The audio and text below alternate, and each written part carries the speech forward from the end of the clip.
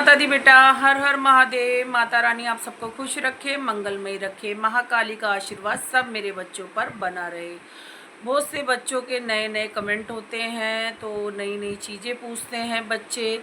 तो आज एक नए टॉपिक पे बात करेंगे, क्योंकि मैं काफ़ी दिन से वीडियो नहीं बना पा रही हूँ, नहीं डाल पा रही हूँ, क्योंकि बेटा मुझे समय नहीं लग रहा है, क्योंकि मंदिर का काम अभी बहुत तेज़ी से चल रहा है। बस थोड़ा बहुत बाकी है, फिर दोबारा नए यूट्यूब पे हम अपने जुड़ेंगे, अपने बच्चों के साथ जुड़ेंगे और नई नई वीडियो डालेंगे जो माँ आज्ञा देंगी।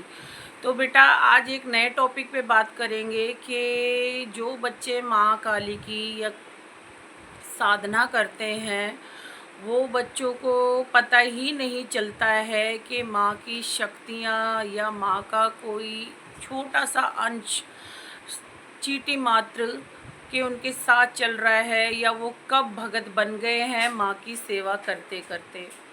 बच्चों को नहीं पता होता बहुत से को। क्यों? क्योंकि उसमें क्या आभास होता है कि आप कुछ भी, अगर आप किसी को भी कोई वचन करते हो वो सत्य हो जाते हैं।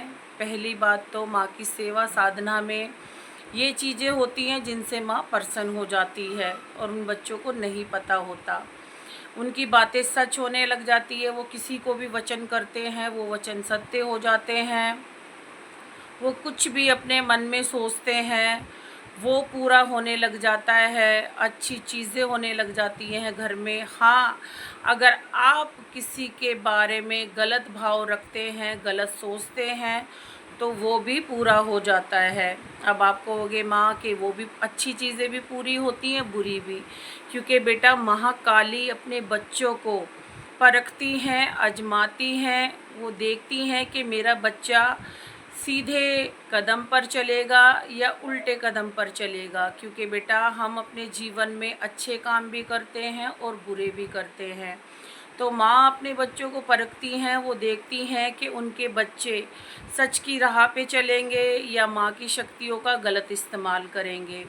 तो जो बच्चे माँ की शक्तियों का, हम जैसे जैसे बच्चे परेशान हैं, कोई दुख संकट में है, जो बच्चे जो दरबार, बहुत तरीके के दरबार हैं, मैं बोलना नहीं चाहूँगी। वो कहते हैं कि हम निःशुल्क सेवा करते हैं, लेकिन उनकी निःशुल्क सेवा नहीं होती है। उनका कुछ और ही हिसाब होता है। वो सामने से ना लेकर वो पीठ पीछे लेते हैं, लेकिन मैं उनका नाम नहीं लूँगी, क्योंकि दरबार माँ का है तो हम तो शीश झुकाते हैं। दरबार चाहे कहीं भी हो, किसी भी माँ का हो। तो अब बच्चे सोचते हैं कि ऐसा क्यों होता है, क्योंकि माँ अपने बच्चों को परखती है। अगर आप सोचते हो कि आज हम अच्छे काम कर रहे हैं, तो माँ की शक्तियाँ जो हैं, माँ की दया कृपा जो है आप पे अंत काल तक रहेगी। आपकी पीढ़ी दर पीढ़ी तक वो साथ चलेंगी, चाहे आप इस धरती, इस पृथ्वी पे हो या ना हो। इस ब्रह्मांड में जो माँ की शक्ति है, जो इस धरती पे कलयुग में माँ की जो शक्ति है, वो आपकी पीढ़ी दर पीढ़ी आपके साथ, आपके परिवार के आशीर्वाद के तौर पर चलती है।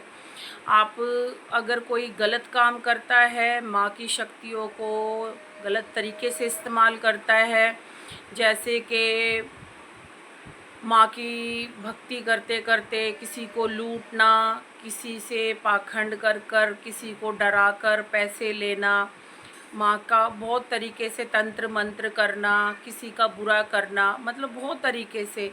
अगर आप सोचते हो कि आपको कुछ नहीं होगा, तो आपकी बहुत बड़ी गलतफहमी है। आप अपने लिए धीरे धीरे गड्ढा खोद रहे हो, अगर आप माँ को गलत तरीके से, माँ की शक्ति को इस्तेमाल करते हैं। मैं कहना नहीं चाहूँगी, लेकिन मैं ये बता दूँ कि उस गड्ढे में स्वयं आप ही गिरोगे एक दिन। जय माता दी।